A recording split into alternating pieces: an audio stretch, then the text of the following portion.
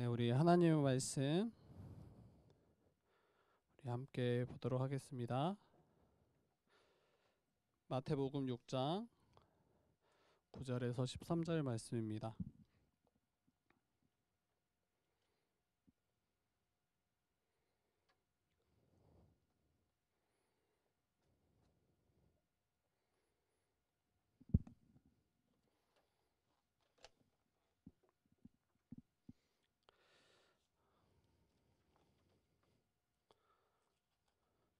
마태복음 6장 9절에서 13절 말씀입니다.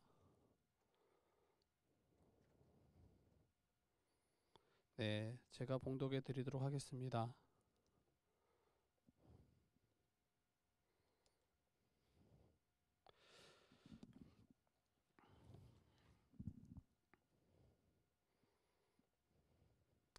네, 제가 봉독해 드리도록 하겠습니다. 마태복음 6장 9절에서 13절 말씀입니다. 그러므로 너희는 이렇게 기도하라. 하늘에 계신 우리 아버지여, 이름이 거룩히 여김을 받으시오며 나라가 임하시오며 뜻이 하늘에서 이루어진 것 같이 땅에서도 이루어지이다. 오늘 우리에게 일용할 양식을 주시옵고 우리가 우리에게 죄 지은 자를 사하여 준 것 같이 우리 죄를 사하여 주시옵고 우리를 시험에 들게 하지 마시옵고 다만 악에서 구하시옵소서. 나라와 권세와 영광이 아버지께 영원히 있사옵나이다. 아멘.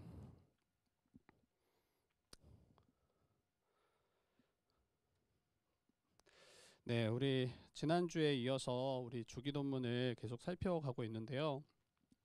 지난주에는 이제 하나님의 이름이 거룩히 여김을 받으시오며 그 부분에 대해서 살폈습니다. 그래서 하나님의 이름이 얼마나 영광스러운지, 그리고 우리가 왜 창조받았는지 할 때 가장 먼저는 그분의 이름을 높여드리고 그분의 이름을 영광스럽게 하도록 우리를 창조하셨음을, 그런데 우리의 힘으로는 그분의 이름을 높여드릴 수 없음에 대해서도 이야기 드렸죠.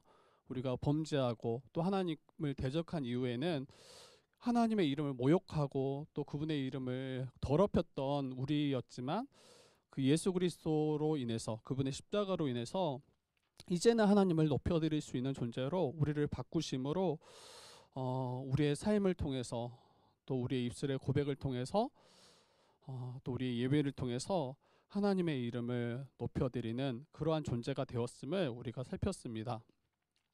그래서 하나님의 그 이름을 우리의 일상에서 높여드리고 있는지, 단순히 입술의 고백에서 그치지 않고 온전히 하나님의 그분이 행하신 일들을 우리가 기억하고 찬양하고 또 그분을 예배하는 그러한 우리의 삶이 있는지 돌아봤던 시간이었습니다. 오늘은 좀 그 말씀 이어서 이제 나라가 임하시오며 이 부분에 대해서 살펴볼 텐데요.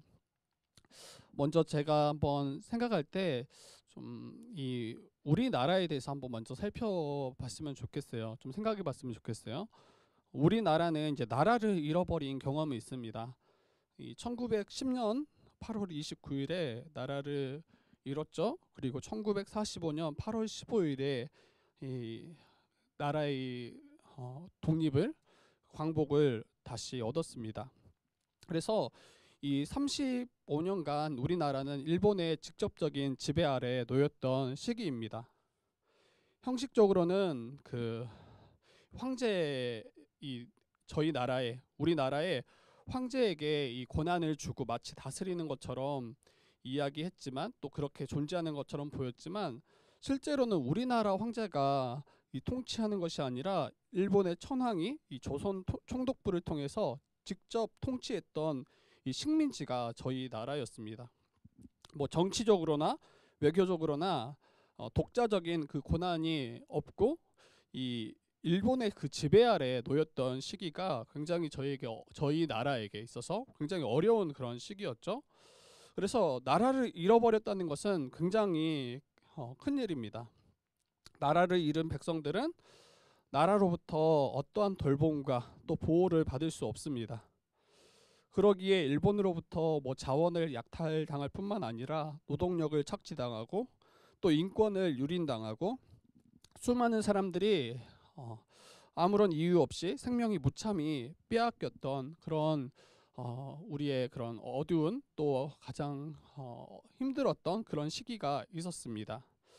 이 일제 치하 기간은 정말 고통스럽고 또 절망스럽고 이 눈물로 얼룩진 그런 시간을 보내야 했을 뿐만 아니라 지금 이 시대에도 지금 이때에도 여전히 이제 회복되지 않은 여전히 고통당하는 수많은 그런 잔재들이 있습니다. 이처럼 나라를 잃어버렸다는 것은 너무나 끔찍한 일입니다. 나라를 잃어버린 사람들은 비록 자신들이 나고 또 자랐던 영토에 있음에도 불구하고 그곳에는 평안이 없습니다. 그곳에는 자유가 없습니다. 마치 노예같이 살아가야 하고 고달픈 그 인생의 삶을 살 수밖에 없는 때가 바로 이 나라를 잃어버린 시기였을 것입니다. 이러한 맥락에서 좀 오늘 말씀을 조금 생각해 보면 좋을 것 같아요. 오늘 이 기도문에서 이 주기도문에서 나라가 임하시오며 이야기할 때 간단하게 이야기하면 하나님의 나라가 이 땅 가운데 임하기를 구하는 기도입니다. 이 주기도문은 하나님께서 모든 피조물을 모든 만물을 창조하신 주님이시기 때문에 얼핏 생각하면 하나님의 나라가 임한다라는 말이 바로 이해하기 어려울 수 있습니다. 모든 것이 하나님께서 창조하신 세계인데 왜 하나님의 나라가 임하는 것이 필요한지 거기에 대해서 우리가 생각해 봐야 될 것입니다. 전에도 제가 말씀드렸지만 이 나라라는 개념은 단순히 영토적인 개념으로 성경에서 이해하시면 안 됩니다. 이 나라라는 개념은 먼저는 통치의 개념을 생각하셔야 되고 이러한 통치의 개념이 가장 강한 그런 개념이 이 나라라는 개념입니다. 그래서 하나님의 나라 이렇게 이야기할 때는 하나님께서 왕으로 다스리시고 통치하시는 나라가 바로 하나님의 나라입니다. 그렇다면 주께서 하나님의 나라가 임하시기를 구하는 기도를 왜 가르치셨을까요? 그 이유가 무엇일까요? 지금 그의 제자된 자들 가운데 이 하나님의 나라가 임해야 할 필요성이 있기 때문입니다. 그들의 백성 가운데 그의 나라가 이 땅 가운데 임할 필요성이 있기 때문에 이러한 기도를 가르치신 것입니다. 그들 가운데 하나님의 나라가 임하기를 간구하는 기도가 바로 주기도문입니다. 도대체 무슨 일이 있었기 때문에 그 나라가 우리 가운데 임해야 됩니까? 이걸 다르게 생각하면 지금 우리 가운데 또 이 당시 그의 제자들 가운데 또 이스라엘 백성 가운데 하나님의 나라가 역사하지 못하고 임하지 못하고 다르게 말하면 하나님의 통치가 지금 없는 시대 가운데 있었음을 이야기합니다. 왜 이스라엘 백성들마저도 이 하나님의 이 통치가 임하지 않고 있었을까요? 이스라엘 백성들은 이 하나님이 택하신 민족이라고 하죠. 그런데 그들마저도 하나님의 왕되심을 인정하지 않고 거부하며 하나님을 대적하고 있었음을 볼 수 있는 것입니다. 이를 잘 이해하기 위해서 이제 창세기를 좀 살펴볼 필요가 있습니다. 창세기 1에서 3장을 잠시 살펴볼 것인데 여러분 창세기 1장은 너무 유명하죠. 이 천지 창조의 기사가 실려 있습니다. 그래서 첫째 날부터 여섯째 날까지 하나님께서 천지 만물을 창조하시고 마지막 날 이 하나님의 형상을 따라 지음받은 인간을 창조하셨습니다. 이 단순히 창조하신 것에 그치는 것이 아니라 모든 만물이 또 우리 인간들이 살아가는 데 있어서 필요한 모든 것을 하나님이 친히 공급하셨습니다. 또한 왕이신 하나님께서는 자신의 형상을 따라 지음받은 인간에게 하나님을 대리해서 모든 만물을 다스리도록 이 대리 통치자의 자리에 세우셨습니다. 또 하나님은 그러한 이 사명을 잘 감당할 수 있도록 이 돕는 배필을 붙여주셔서 이 자기 자신과 같이 서로 깊이 사랑하고 또 이해하고 교제하며 살아가도록 하나님께서 행하셨습니다. 이게 얼마나 복된 나라인지 먼저 이해를 하셔야 돼요. 근데 이렇게 제가 간단하게 이야기하면 잘 와닿지 않을 수 있을 것입니다. 하나님께서 창조하셔서 인류 첫사람 아담과 하와에게 주셨던 나라가 정말 지극히 복된 나라임을, 그리고 그 복된 나라 가운데 안식을 충만하게 누렸던 나라임을 우리가 먼저 깊이 잘 이해할 필요가 있는데, 간단하게 좀 더 이야기 나누겠습니다. 일단 그 나라는 모든 열매 맺는 나무를 허락하셔서 풍성히 먹고 마실 수 있게 하셨습니다. 어떤 노동을 통해서 먹는 것을 얻는 것이 아니라 하나님께서 친히 그 모든 것을 공급하셨어요. 그래서 가난이 없는 나라예요. 어느 누구도 가난이 없고 그곳에 거함으로 풍성하게 먹고 마셨던 부유한 나라가 하나님이 창조하셨던 그 나라입니다. 그리고 앞에서도 잠깐 이야기했지만 하나님은 홀로 두시지 않고 돕는 배필을 붙여주셨어요. 아담에게 하와를 붙이셔서 서로가 깊이 사랑하게 하시고, 또 서로가 서로 섬기게 하시고, 또 서로가 깊이 이해함으로 그들을 돌보게 하신 그 일들을 이루셨어요. 여러분, 이 세상에서도 이렇게 이야기합니다. 서로를 진정으로 이해하는 친구 셋만 두었다 할지라도, 이 친구 셋만 두었어도 그 인생은 성공한 인생이라고 이야기합니다. 그런데 하나님께서 처음 창조하신 아담과 하와, 이 서로가 돕는 배필이 되게 하셔서 자신과 같이 자기보다 더 자기를 사랑하는 그러한 존재로 붙여주셨더라면, 비록 이제 범죄하기 전에 이제 자녀를 출산하지 않았지만 아담과 하와가 출산하여 그의 자녀가 나왔더라면 그 또한 이 돕는 배필로서 서로가 깊이 사랑하고 섬기도록 이렇게 하나님이 계획하셨습니다. 또한 하나님께서는 이 만물을 대리하도록 다스리는 이 사명을 주셨다고 했죠. 다르게 말하면 이 노동입니다. 노동.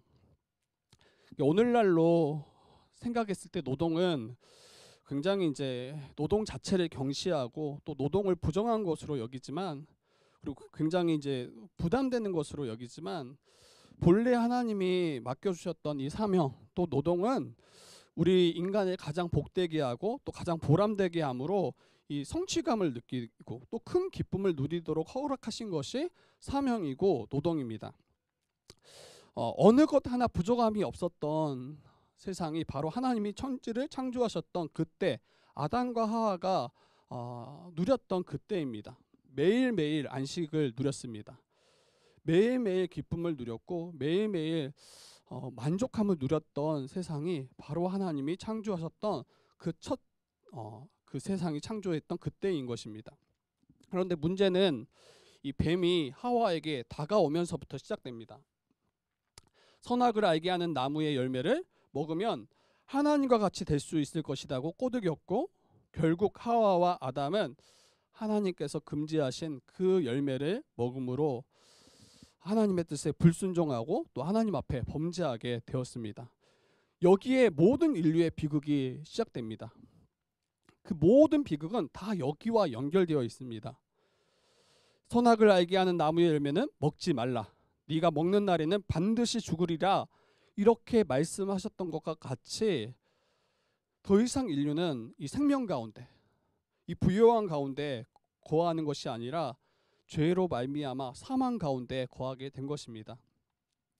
하나님께서는 이 꼬드긴 뱀뿐 아니라 유혹에 넘어가서 범죄한 아담과 하와를 저주하심으로 하나님께서 허락하셨던 그 복과 그 안식을 다 잃어버리게 됩니다. 하나님께서 허락하신 그 놀라운 복이 끔찍한 저주로 바뀌게 됩니다. 땅은 저주를 받아서 땀 흘리지 않고서는 이제 풍성한 양식을 거둘 수 없습니다. 기근이 임할 때는 수많은 이들이 굶주려야 했고, 또 이 굶주림으로 말미암아 많은 이들이 죽어가야 했습니다.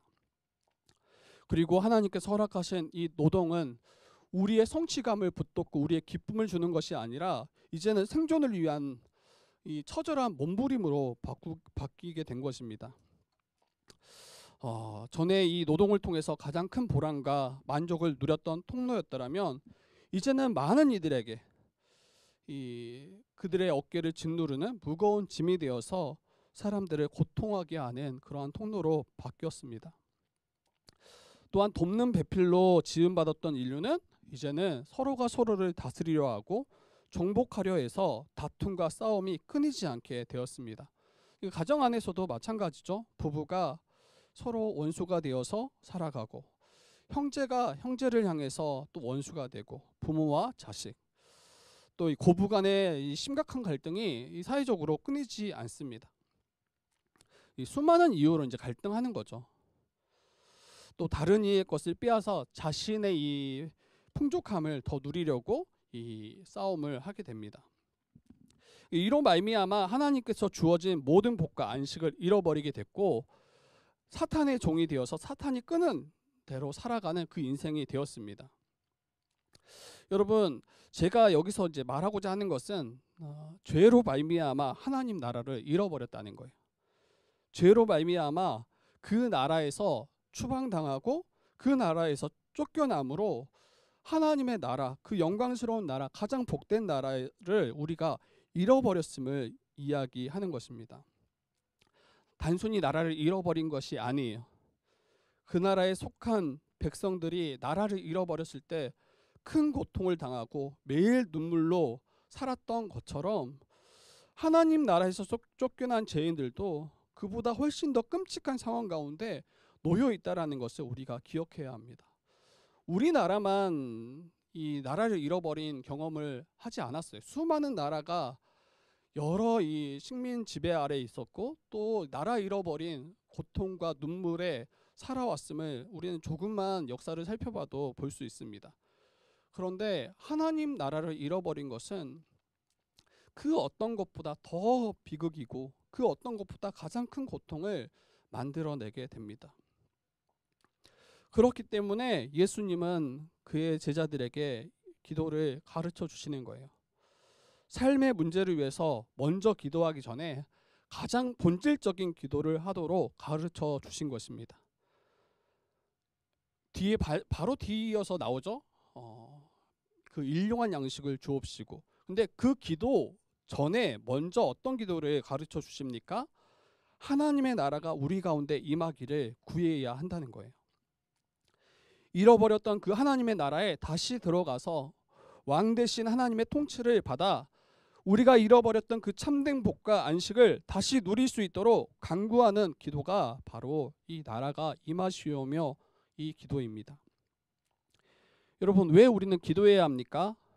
하나님의 나라는 저와 여러분의 힘과 지혜로 가져올 수 없기 때문이에요. 잃어버렸던 그 나라를 우리의 힘과 지혜로는 결코 들어갈 수 없기 때문이에요.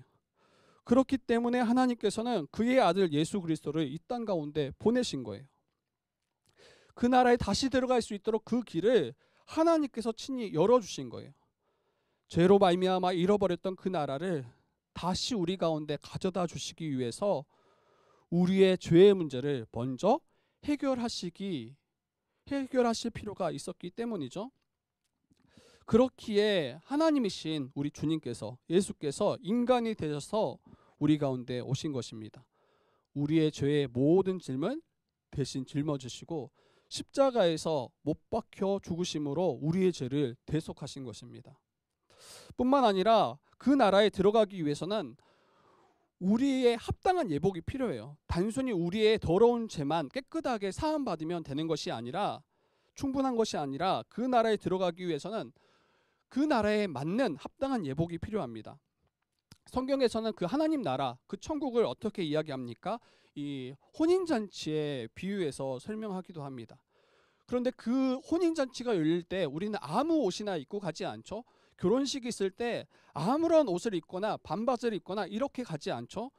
그 예식에 합당한 예복을 갖춰서 입고 들어갑니다.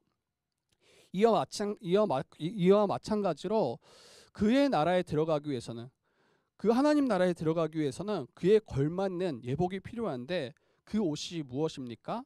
바로 우리 주 예수 그리스도의 의입니다. 예수께서 이 땅 가운데 오셔서 하나님의 그 거룩한 율법을 모두 지키심으로 하나님의 의를 얻었을 뿐만 아니라 그를 믿는 자들에게 의를 선물로 주셔서, 그분의 의를 선물로 주셔서 우리가 그의 의를 옷 입고 하나님 앞에, 하나님 나라에 나아가도록 하셨습니다. 이게 바로 하나님 나라의 이제 대략인 거죠. 우리는 죄로 말미암아 하나님 나라를 잃어버렸다. 단순히 그 나라를 잃어버린 것이 아니라 그 나라의 모든 복과 안식을 함께 잃어버렸다. 그리고 이것이 이 땅 가운데 모든 비극들을 만들어낸 거예요. 왜 우리가 사망 가운데 거하고 또 죽어갑니까? 왜 우리가 병으로 고통당하고 신음합니까? 왜 우리가 관계 가운데 다 단절되고 깨어짐으로 고통할 수밖에 없습니까? 왜 우리는 가난 가운데 신음할 수밖에 없습니까? 이 모든 근원적인 문제는 바로 하나님 앞에 범죄한 그 죄로 말미암았음을 이야기합니다. 그리고 그 영광스러운 나라를 다시 찾기 위해서는, 그 나라에 다시 들어가기 위해서는 반드시 이 죄의 문제가 해결되어야 됨을 이야기했죠. 그리고 바로 그 죄의 문제를 하나님께서 그의 아들을 통해서 친히 해결하시고 또 그 나라의 백성으로 우리를 초대하심을 이야기를 했습니다. 그렇기에 예수님께서 이 땅 가운데 오셔서 가장 힘써 가르치셨던 바가 바로 하나님 나라에 대한 이야기입니다. 공생의 삶 가운데 가장 힘써 가르치셨던 바, 그게 바로 하나님 나라입니다. 주제가 하나님 나라예요. 예수께서 가르치셨던 그 주제. 여러분, 예수님께서 공생의 사역을 시작하셨을 때 가장 먼저 선포했던 말씀이 뭡니까? 회개하라, 천국이 가까이 왔느니라. 마가복음 1장 15절에는 이렇게 이야기합니다. 때가 찼고 하나님의 나라가 가까이 왔으니 회개하고 복음을 믿으라. 여러분, 전에도 잠깐 이야기했지만 천국은 다르게 이야기하면 하나님의 나라예요.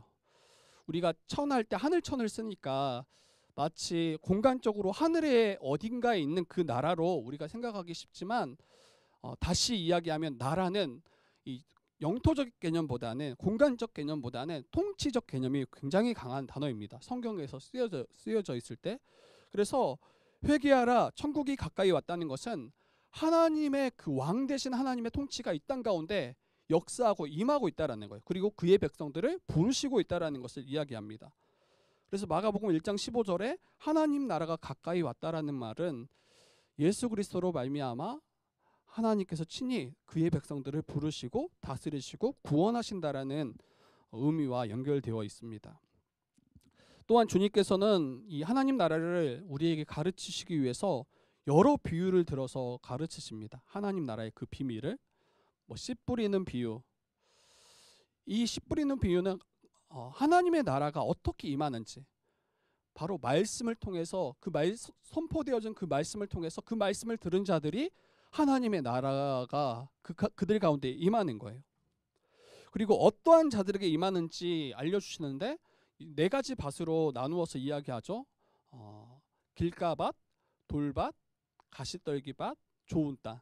그래서 그의 말씀을 기쁨으로 받고 그 말씀을 또 붙잡는 자들 가운데 하나님의 나라가 이와 같이 풍성하게 임할 것임을 이야기합니다. 겨자씨 비유도 마찬가지. 이 비유는 하나님 나라에 대한 가르침입니다. 처음에는 겨자씨와 같이 아무도 그 나라가 임했는지 몰라요. 그런데 시간이 흘렀을 때 어때요? 모든 민족이, 모든 나라가 깃들 수 있는 그러한 나라로 확장될 것임을 보여주는 비유가 이 겨자씨 비유입니다. 이 외에 오병이어 이적도 마찬가지예요. 보리떡 5개와 물고기 2마리로 장정만 5,000명 넘게 먹고 남은 사건이 바로 오병이어잖아요. 그런데 주님께서 가져오신 나라가 얼마나 풍성한 나라요, 부유한 나라인지를 잘 보여주는 사건이 바로 오병이어 사건입니다. 또 어린아이를 데려다가 가르치시는 그런 내용도 있죠. 이 모든 것이 다 하나님 나라와 연관된 가르침이라는 것을 우리는 알아야 돼요. 하나님 나라와 연결하지 않고서는 이 말씀을 제대로 이해할 수 없음을 기억해야 합니다. 그리고 주님께서 오셔서 또 중요하게 행하셨던 일들이 병자들을 고치신 사건이에요. 또 귀신들을 내어 쫓으셨던 사건이에요. 그런데 이것이 말하는 바가 무엇입니까? 궁극적으로는 예수께서 가져오신 하나님 나라를 가시적으로 보여주시기 위한 이 사건이요, 사역이었음을 우리는 알아야 돼요. 본래 나병 환자와 같이 그 영광스러운 나라에서 쫓겨날 수밖에 없었던 자들, 늘 고통 가운데 신음하고 눈물로 지낼 수밖에 없는 자들을 주님께서 찾아오셔서 그의 몸을 만지셨을 때 어떻게 됩니까? 그 나병이 깨끗함을 받아요. 본래 나병 환자를 만지면 그 만진 자도 부정함을 얻어서 함께 쫓겨날 수밖에 없는데, 예수께서 그 나병 환자를 만지셨을 때는 도리어 나병 환자가 깨끗함을 얻어서 그가 다시 그의 마을로 돌아올 수 있도록, 이 모든 것도 하나님 나라와 연결되어 있습니다. 뭐 중풍병자도 마찬가지고요. 또 귀신을 내어 쫓으셨던 그 모든 사건 하나가 예수께서 어떻게 그들을 구원하셔서 다시 하나님 나라로 이끄시는지, 다시 하나님 나라 가운데 거할 수 있도록 바꾸시는지를 보여주는 사건들입니다. 또한 예수께서 하나님 나라를 가져오시기 위해서 이 죄와 사망을 이기신 결정적인 자리가 바로 십자가 사건입니다. 또 부활 사건입니다.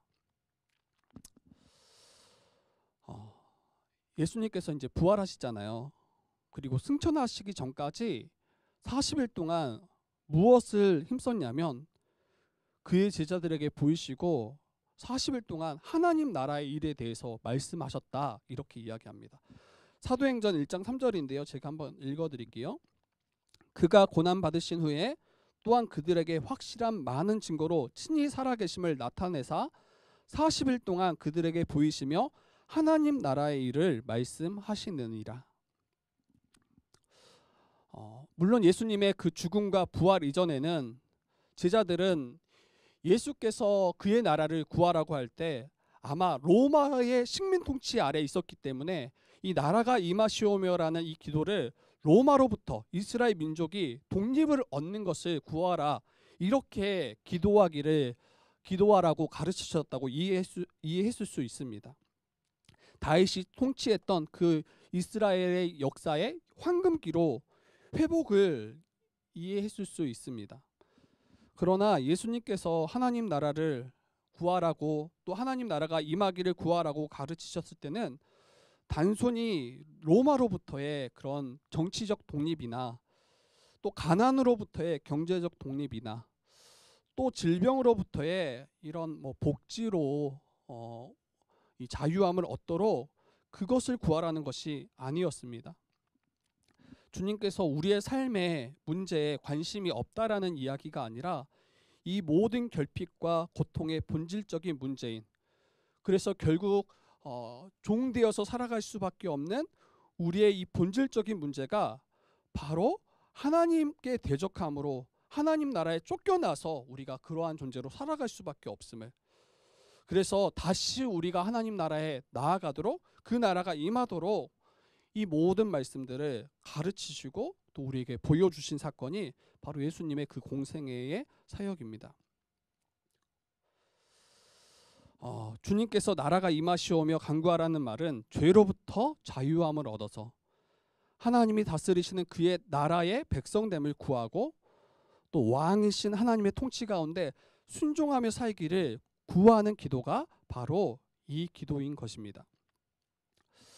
우리는 이제 흔히 우리 인생의 주인이 내가 될 때, 그러니까 내 인생의 왕이 내가 되어 살아갈 때 그 인생이 마치 복된 인생이라고 생각합니다. 그러나 여기에 사탄의 꼬임이 있음을 기억해야 합니다. 아담과 하와가 불순종하여서 그 선악을 알게 하는 나무의 열매를 먹으면 하나님과 같이 될 것이라고 유혹했던 것처럼, 그것을 먹으면 정말 하나님과 같이 되었습니까? 하나님과 같이 그 창조주의 자리에 오를 수 있었습니까? 결코 아닙니다. 하나님과 같이 된 것이 아니라 사탄이 종이 되어서 노예와 같은 인생을 살아가는 자들이 바로 저와 여러분이었습니다. 우리 인생을 우리가 원하는 대로 마음껏 살아가면 그것이 참된 복이라고 생각하기 쉽지만 절대 그렇지 않습니다. 나를 창조하신 하나님께서 우리가 어떻게 살아갈 때 가장 복된 존재로 살아가는지 가장 잘 아시는 분이 바로 우리 아버지이신 하나님이십니다.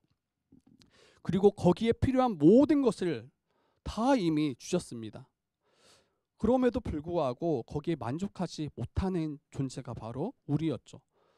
하나님을 의심하고 하나님에 대해서 오해하고. 여러분 다시 생각해 봅시다. 가장 큰 복, 우리에게 가장 복된 삶이 무엇입니까? 참된 왕이신 하나님께서 우리를 다스리실 때입니다. 그분의 다스림을 기뻐하며 그 뜻 가운데 순종할 때 저와 여러분의 인생은 가장 복된 인생을 살아갈 수 있는 것입니다. 하나님을 대적하며 하나님을 떠나 사단의 통치 가운데 구할 때는 우리는 항상 결핍할 수밖에 없습니다. 그 어떤 것으로도 우리의 그 비워진 그 마음을 채워줄 수 없고, 잠깐 만족하는 것처럼 보이지만 늘 욕구가 불만 가운데 있을 수밖에 없죠. 기쁨이 아닌 아픔과 슬픔, 사랑이 아닌 시기와 다툼 가운데 거할 수밖에 없습니다.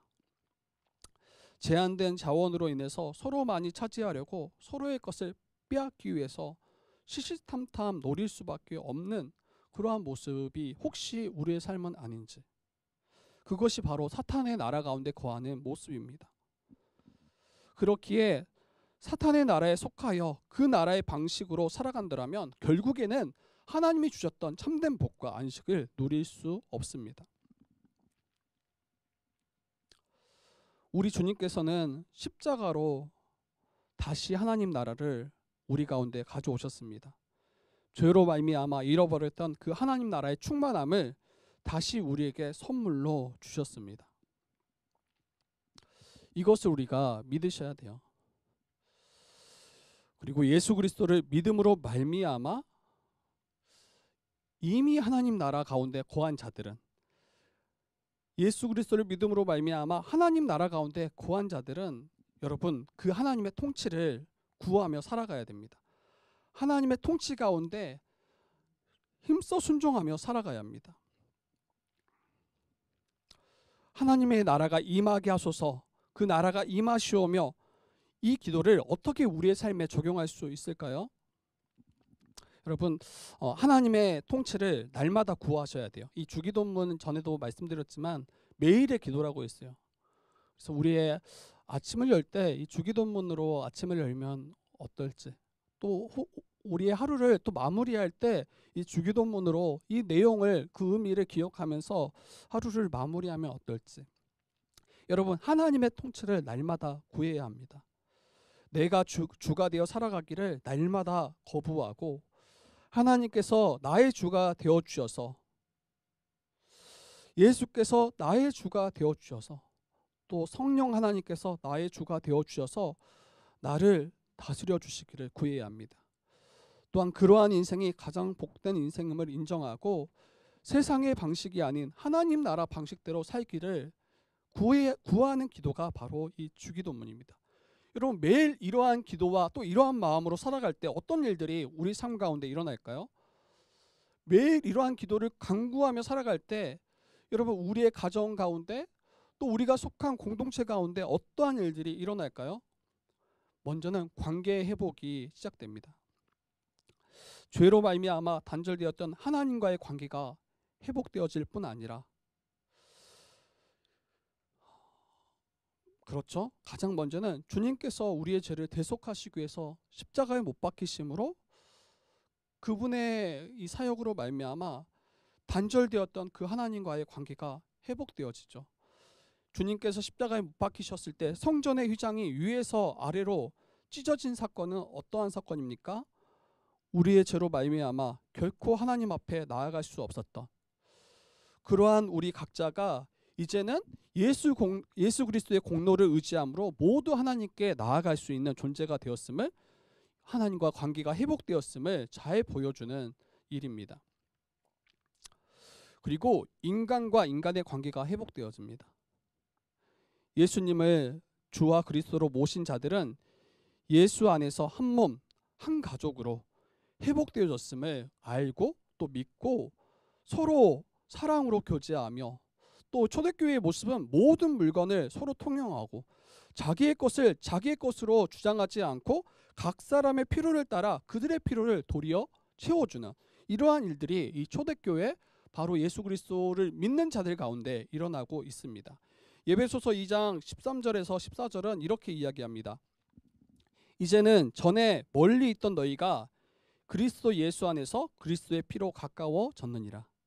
그는 우리의 화평이신지라 둘로 하나를 만드사 원수된 것 중간에 막힌 담을 자기의 육체로 허시고, 이렇게 말씀하고 있습니다. 그래서 이 기도를 믿고 또 날마다 드리는 자들은 먼저는 하나님과의 관계가 회복되어짐으로 참되게 하나님을 예배할 수 있게 될 뿐만 아니라 또 예수 안에 있는 형제 자매를 나 자신과 같이 여김으로 사랑으로 교제하고 아담과 하와가 처음 창조되었던 것처럼 돕는 배필로서 살아갈 것입니다. 또한 이 기도를 날마다 드리는 자들에게는 어떠한 은혜가 있습니까? 하나님께서 공급하시는 매일의 필요를 누리며 살아갈 것입니다. 이 뒤이어 나오는 기도의 제목들이에요. 하나님 나라가 임한다는 것은 단순히 영적인 복만을 이야기하지 않습니다. 하나님께서는 우리의 영뿐만 아니라 우리의 육의 필요도 채우시는 분이심을, 그분이 우리의 아버지이심을 우리가 아셔야 돼요. 여러분, 마태복음 6장 30절에서 33절은 이렇게 이야기해요. 오늘 있다가 내일 아궁이에 던져지는 들풀도 하나님이 이렇게 입히시거든 하물며 너희일까 보냐 믿음이 작은 자들아. 그러므로 염려하여 이르기를 무엇을 먹을까 무엇을 마실까 무엇을 입을까 하지 말라. 이는 다 이방인들이 구하는 것이라. 너희 하늘 아버지께서는 이 모든 것이 너희에게 있어야 할 줄을 아시느니라.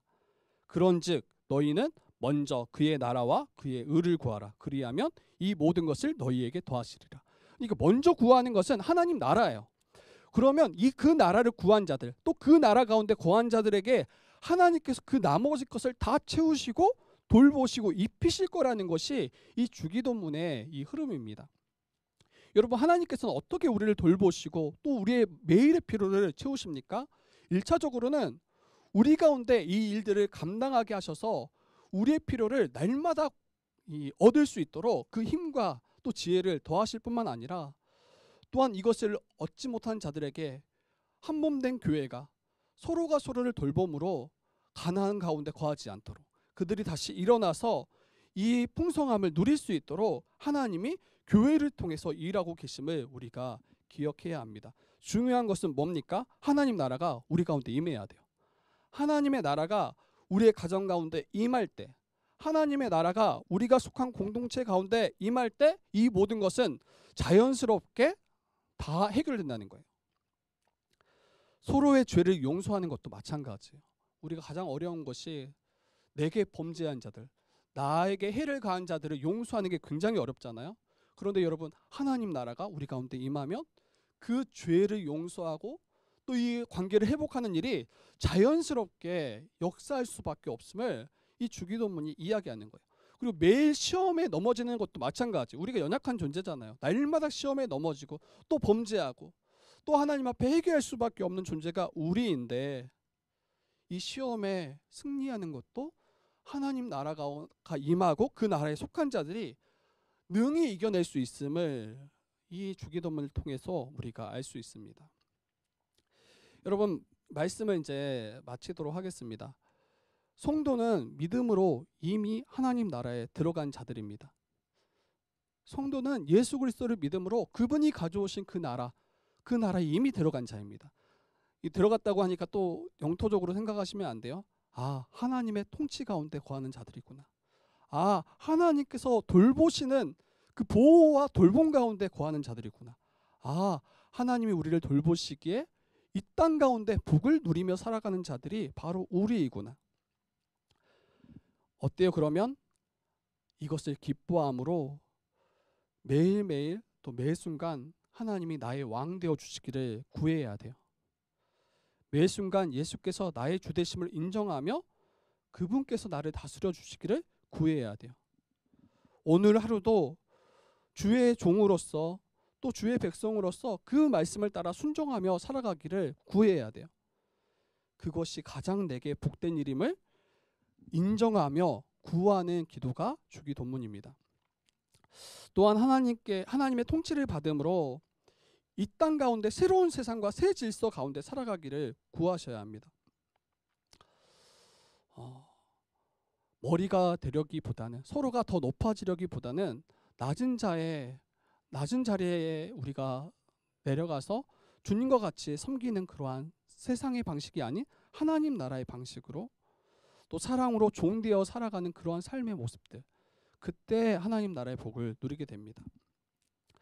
그리고 이런 기도는 지금 방금 이야기할 때 이미 임한 하나님 나라도 있지만 앞으로 완성될 하나님 나라도 있습니다. 그러니까 이 기도는 결국 하나님 나라의 완성을 내포하는 기도예요. 주님 다시 오실 때 하나님 나라가 완성되죠. 예수님의 재림을 간구하는 기도이기도 합니다. 마라나타, 주 예수여 어서 오시옵소서. 이 땅 가운데 교회는 굉장히 영광스럽긴 해요. 그렇지만 어때요? 완전하진 않습니다.